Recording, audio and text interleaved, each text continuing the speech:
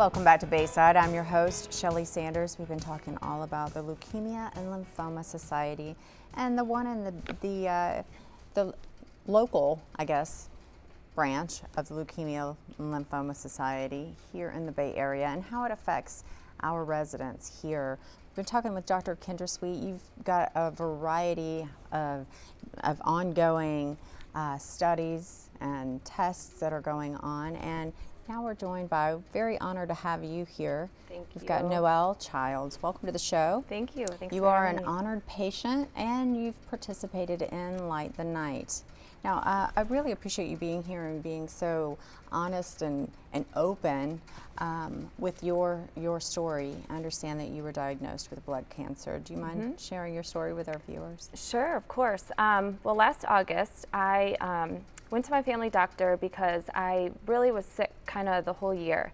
I had cold after cold. I was really tired all the time.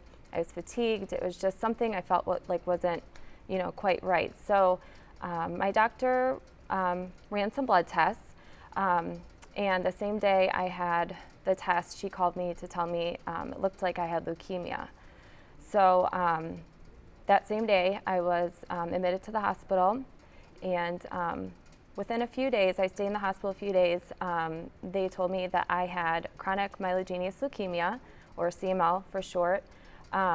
And I was also told that this is a type of leukemia that can be controlled with a drug that was invented 15 years ago, because before this drug, I would have only had 3 to 5 years to live. So I'm just, so thankful to have it. It's life-changing. It's, just made me live, basically. Sure. And so from there, your personal story inspired you to get involved with the Leukemia and Lymphoma Society, correct? Yes, I felt like, I was very, very lucky. And the first thing I thought of was the Leukemia and Lymphoma Society, and I wanted to immediately become involved, as I felt like I owed that to other cancer patients, to, Sure. Help others, because I've been just so lucky. Hopefully others can be as lucky as I've been. Now, I understand that you were part of, or perhaps you're still a part of, a clinical trial that Dr. Sweet is heading, correct? Yep. Now, how did that all come about, if you don't mind sharing with me? I mean, how did this, okay, so you're in the hospital and then they inform you of this, or is it through your participation with the society? Yeah, I was referred to Moffitt Cancer Center, where I met Dr. Sweet. And on my first visit there, I just found out, a few days before I had leukemia. She confirmed my diagnosis and then also told me that she was working on a clinical trial for patients with CML. And she told me that in the lab it worked, and it was shown to completely eradicate basically all cancer cells. Sure.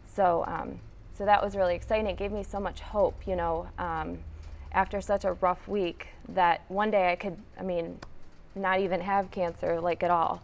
Wow. So, yeah. And Dr. Sweet, that's what it's really all about, isn't it? That you put forth so much effort and work into really creating the cure with these clinical trials, and in something like this, just to hear her say that it gave her hope. Exactly.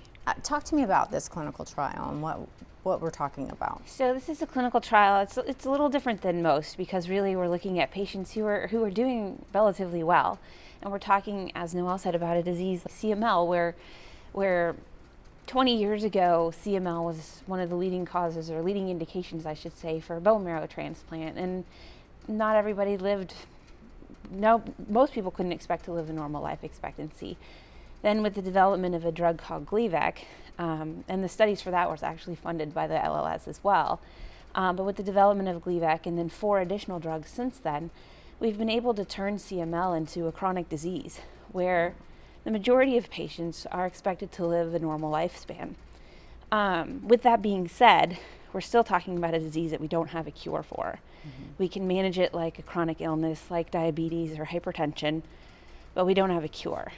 So we've done studies at Moffitt Cancer Center in the lab looking at the reasons why that occurs. Why is it that we can control this disease so well, but if we stop treatment, patients will relapse. The majority of them will relapse. Sure.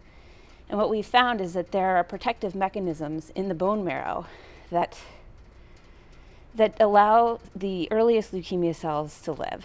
They're not affected by the treatment that we're providing. So further studies done in the lab found the reason that occurs, or one of the reasons that we think that those cells are protected. And it's through a pathway that we actually have another drug that can inhibit. We can inhibit that pathway with a separate drug.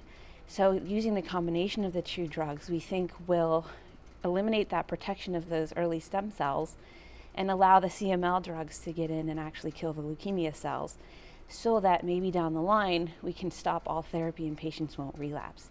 So that's the idea behind this study, is really to take what used to be a disease where people could live 5, 7, 10 years if they were lucky. Now we have a normal life expectancy, but we're talking about a chronic illness. You're taking medication for the rest of your life. Maybe down the line we're talking about a few years of treatment and maybe we can stop. Sure. So that's kind of our goal, is to get people back to life without cancer, if possible. And that's the idea behind this study.